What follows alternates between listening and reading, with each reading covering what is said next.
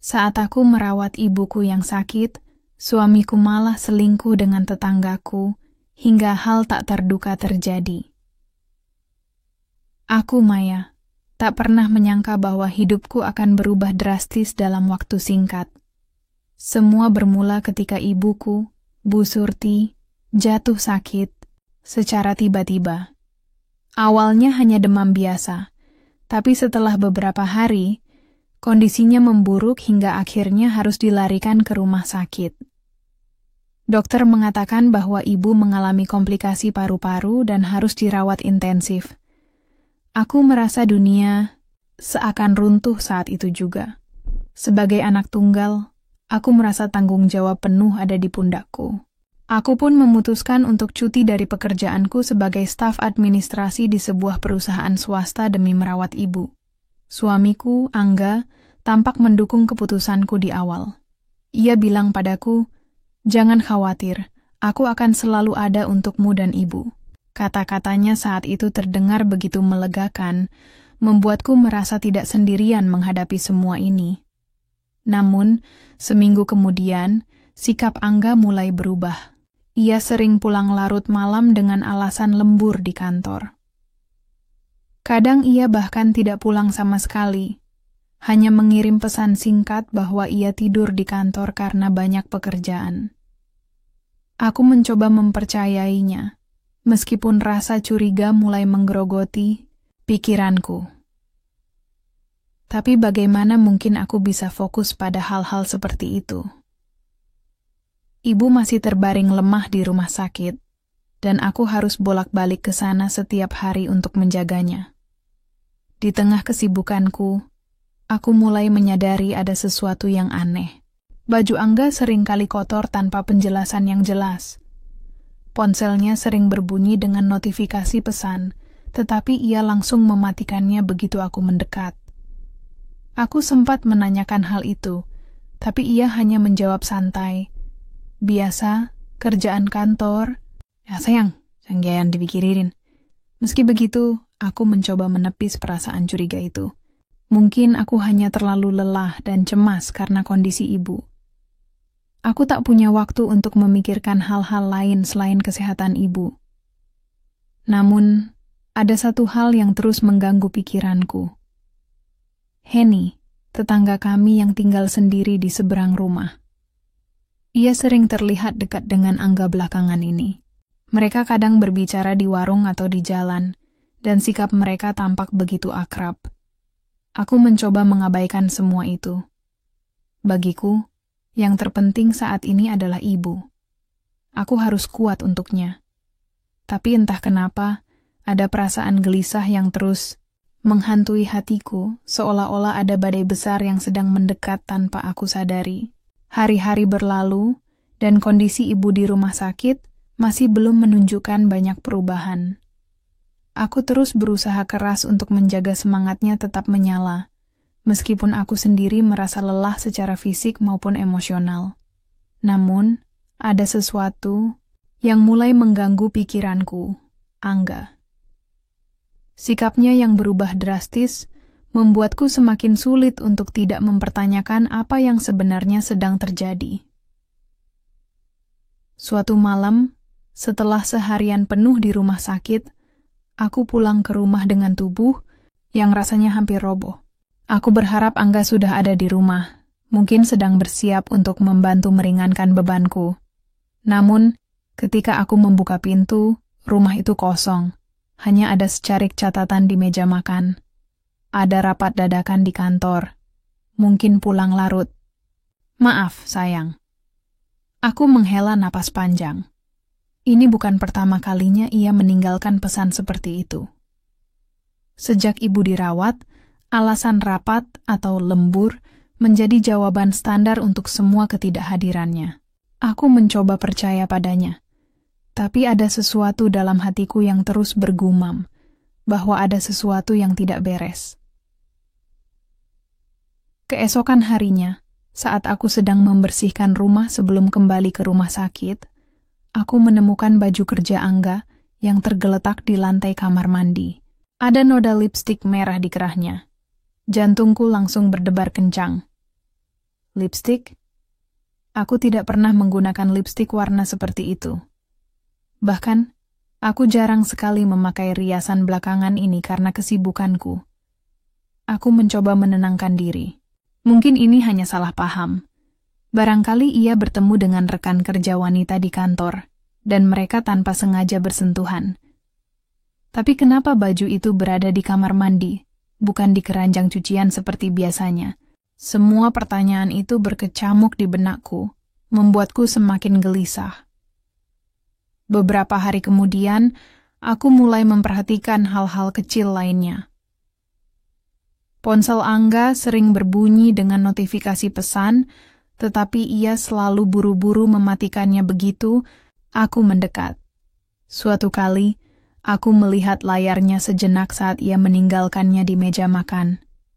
Nama Henny terpampang di layar, disertai dengan emoji hati di salah satu balasannya. Aku langsung merasa sesak. Henny, tetangga kami itu. Aku mencoba mengingat-ingat interaksi mereka akhir-akhir ini. Henny memang sering terlihat dekat dengan Angga. Kadang mereka tertawa bersama di warung dekat rumah, atau berbicara di jalan dengan sikap yang tampak begitu akrab. Aku bahkan pernah melihat Henny memberikan minuman kepada Angga saat mereka berdiri di depan rumahnya. Saat itu, aku hanya menganggapnya sebagai kebaikan tetangga biasa. Tapi sekarang, semua itu mulai terlihat berbeda. Namun, aku tak bisa memastikan apapun. Aku tak punya bukti nyata bahwa Angga benar-benar berselingkuh. Lagi pula, aku tak punya waktu untuk mengurusi masalah pribadi seperti ini. Ibu masih membutuhkan perhatian penuh dariku. Setiap kali aku ingin mengonfrontasi Angga, pikiran tentang ibu selalu menghentikanku. Aku tak ingin membuatnya semakin stres dengan masalah rumah tangga. Tapi semakin hari, rasa curiga itu semakin kuat. Aku mulai merasa seperti berada di ambang jurang, antara kebenaran yang mungkin menyakitkan dan ketidakpastian yang terus menggerogoti hatiku. Aku tahu, cepat atau lambat, aku harus menghadapi kenyataan ini. Tapi untuk saat ini, aku hanya bisa mencoba bertahan, berharap bahwa semua ini hanyalah khayalanku belaka. Hari itu, aku merasa ada sesuatu yang berbeda. Ibu sudah mulai menunjukkan tanda-tanda membaik, meskipun masih harus dirawat di rumah sakit untuk beberapa waktu ke depan. Dokter mengatakan bahwa kondisinya stabil, dan aku bisa pulang lebih awal untuk mengambil dokumen penting yang tertinggal di rumah. Aku berniat cepat-cepat kembali ke rumah sakit setelah mengambilnya. Namun, saat aku membuka pintu rumah, suasana terasa begitu sunyi. Aku mengira Angga belum pulang karena biasanya ia jarang ada di rumah akhir-akhir ini. Tapi kemudian, aku mendengar suara samar-samar dari arah kamar tamu. Suara tawa lembut, diselingi dengan bisikan pelan. Jantungku langsung berdebar kencang. Ada seseorang di dalam rumah, dan itu bukan hanya Angga. Aku mencoba menenangkan diri. Mungkin hanya temannya yang datang berkunjung, tapi kenapa mereka berada di kamar tamu? Kenapa tidak di ruang tamu seperti biasanya? Rasa penasaran dan curiga bercampur menjadi satu, membuatku melangkah perlahan menuju sumber suara itu. Ketika aku sampai di dekat pintu kamar tamu, aku berhenti sejenak. Napasku tertahan saat aku melihat celah kecil di pintu yang sedikit terbuka. Dengan hati-hati, aku mengintip melalui celah itu, dan apa yang kulihat membuat dunia serasa runtuh di hadapanku. Di dalam kamar tamu, Angga duduk di sofa bersama Henny. Wajah mereka begitu dekat, hingga jarak antara keduanya hampir tak terlihat lagi. Henny tersenyum manja, sementara Angga tampak begitu nyaman, bahkan meletakkan tangannya di pundak Henny. Di pangkuannya, ada secangkir teh, yang sepertinya baru saja disuguhkan oleh Henny. Lipstik merah di bibir Henny terlihat begitu mencolok, sama seperti noda yang pernah kulihat di kerah baju Angga. Aku rasanya ingin menerjang masuk dan menghancurkan semua yang kulihat itu. Tapi tubuhku terpaku di tempat, tak mampu bergerak. Mataku berkaca-kaca, dan dadaku terasa sesak. Ini bukan sekadar kecurigaan lagi. Ini adalah bukti nyata bahwa suamiku telah mengkhianatiku. Aku mencoba mengatur napas agar tidak menangis di tempat. Aku tak ingin mereka tahu bahwa aku sudah mengetahui semuanya. Aku harus tetap tenang, setidaknya untuk saat ini. Ibu masih membutuhkanku, dan aku tak bisa membiarkan emosiku menguasai segalanya. Tanpa suara, aku mundur perlahan dari pintu kamar tamu. Aku mengambil dokumen yang kubutuhkan dari meja kerja Angga, lalu keluar dari rumah dengan langkah-langkah yang terasa begitu berat. Saat aku duduk di dalam mobil, air mata yang kutahan selama ini akhirnya tumpah. Hatiku hancur berkeping-keping. Bagaimana bisa Angga melakukan ini padaku? Padahal aku sudah berusaha sekuat tenaga untuk menjaga rumah tangga kami, meskipun beban hidup begitu berat. Namun, di tengah kesedihan itu, aku menyadari satu hal. Aku tak bisa menghadapi mereka sekarang. Ibu masih membutuhkan dukunganku sepenuhnya. Aku harus fokus pada kesehatannya, bukan pada puing-puing pernikahanku yang sudah retak. Aku memutuskan untuk diam, setidaknya untuk sementara waktu, dan menyimpan rahasia ini rapat-rapat di dalam hatiku. Saat aku kembali ke rumah sakit, aku mencoba menampilkan senyum palsu di hadapan ibu. Aku tak ingin dia merasakan beban apapun dari masalah pribadiku. Namun, di dalam hati, aku merasa seperti berjalan di atas jurang yang gelap. Aku tahu, cepat atau lambat, aku harus mengambil keputusan besar. Tapi untuk saat ini, aku hanya bisa bertahan, berharap bahwa waktu akan memberikanku kekuatan untuk menghadapi semuanya. Beberapa hari setelah kejadian di rumah, aku mencoba menjalani hidup seolah-olah tak ada yang berubah. Aku tetap bolak-balik ke rumah sakit untuk merawat ibu, sementara Angga tampak semakin jarang pulang. Ia bahkan tidak menanyakan kondisi ibu lagi, seolah-olah semua tanggung jawab itu sudah bukan urusannya.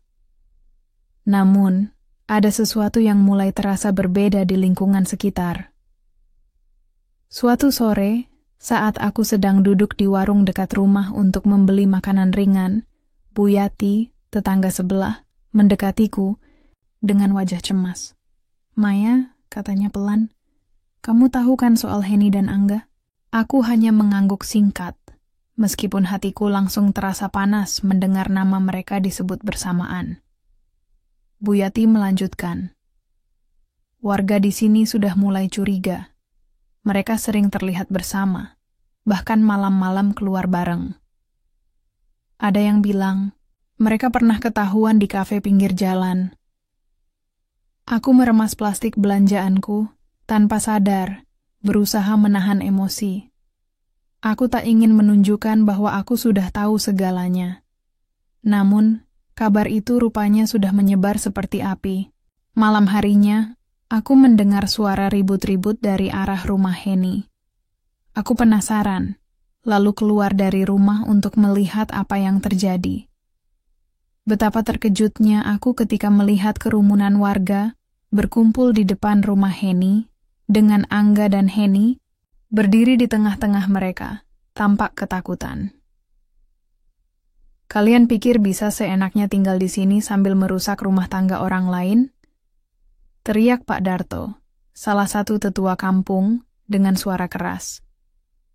Warga lainnya ikut bersorak, menyalahkan pasangan, itu atas perilaku mereka yang dianggap tidak bermoral. Aku berdiri di balik kerumunan, diam-diam menyaksikan semua ini. Hatiku campur aduk antara lega dan marah. Di satu sisi, aku senang karena akhirnya kebenaran terungkap dan mereka harus bertanggung jawab atas perbuatan mereka.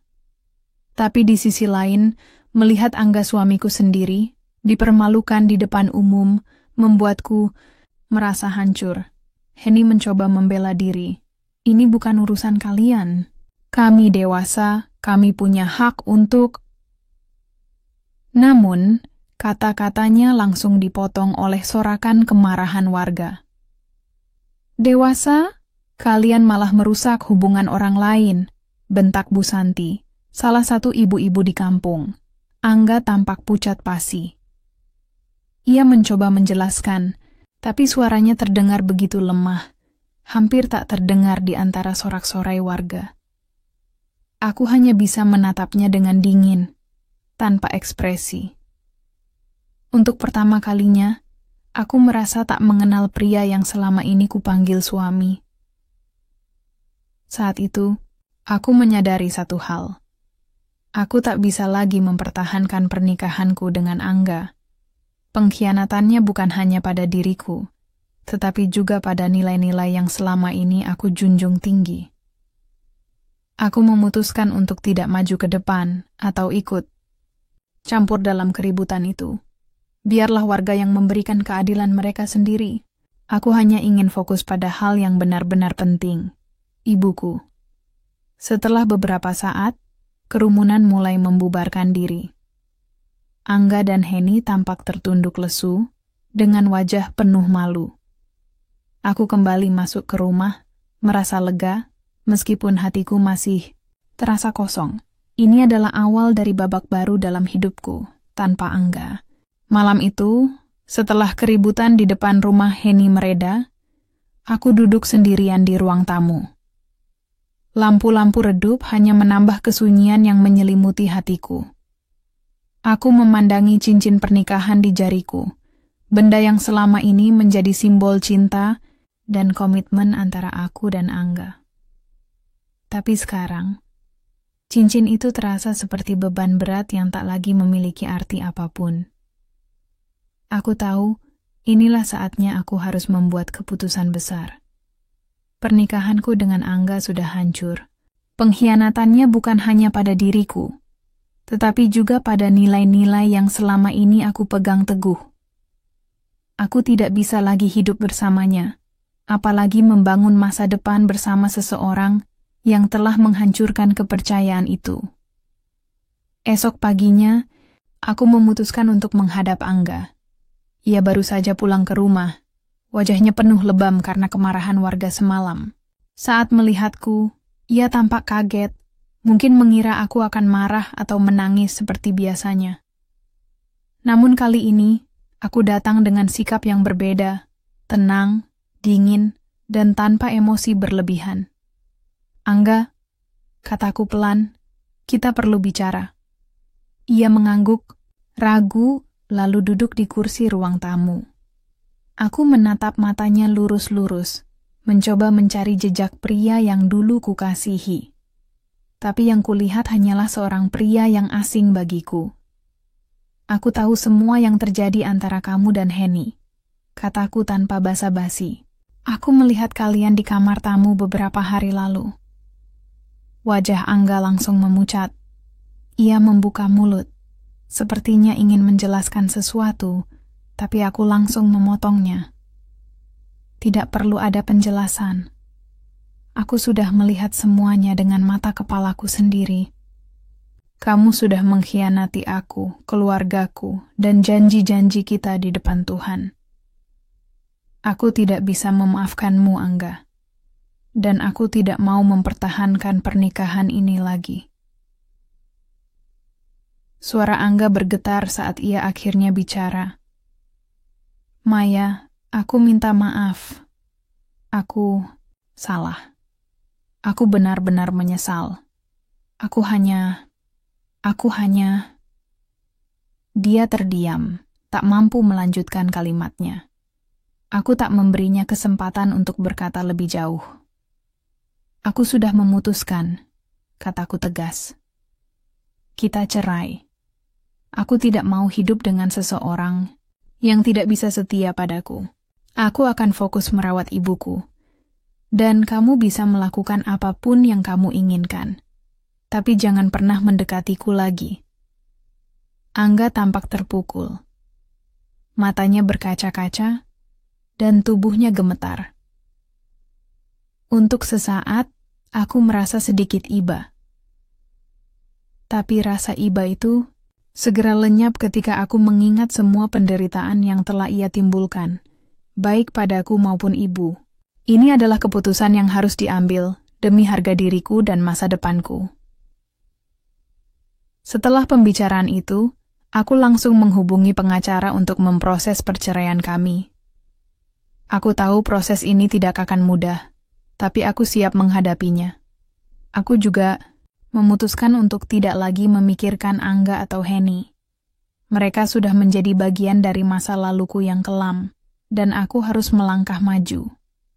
Di tengah segala kekacauan ini, satu hal yang membuatku tetap kuat adalah ibu.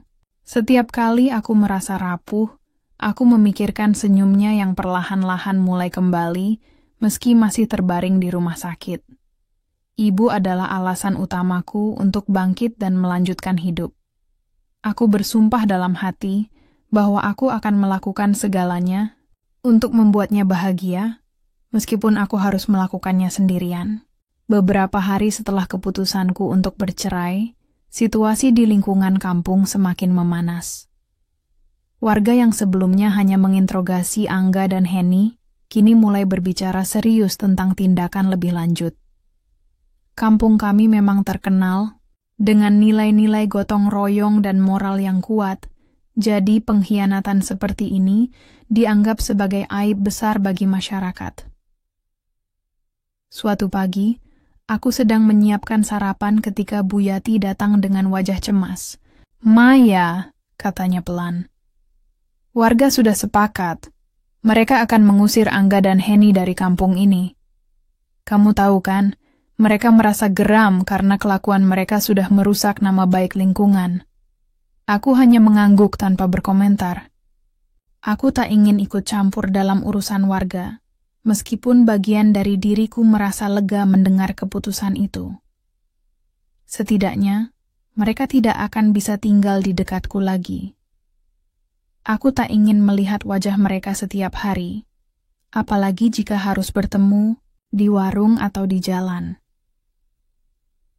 Malam harinya, kerumunan warga kembali berkumpul di depan rumah Henny.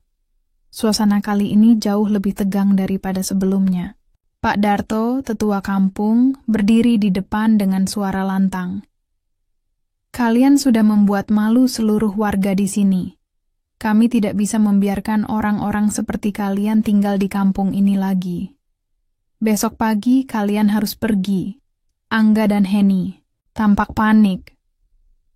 Henny mencoba membela diri. "Tapi ini rumah saya. Saya tinggal sendiri di sini."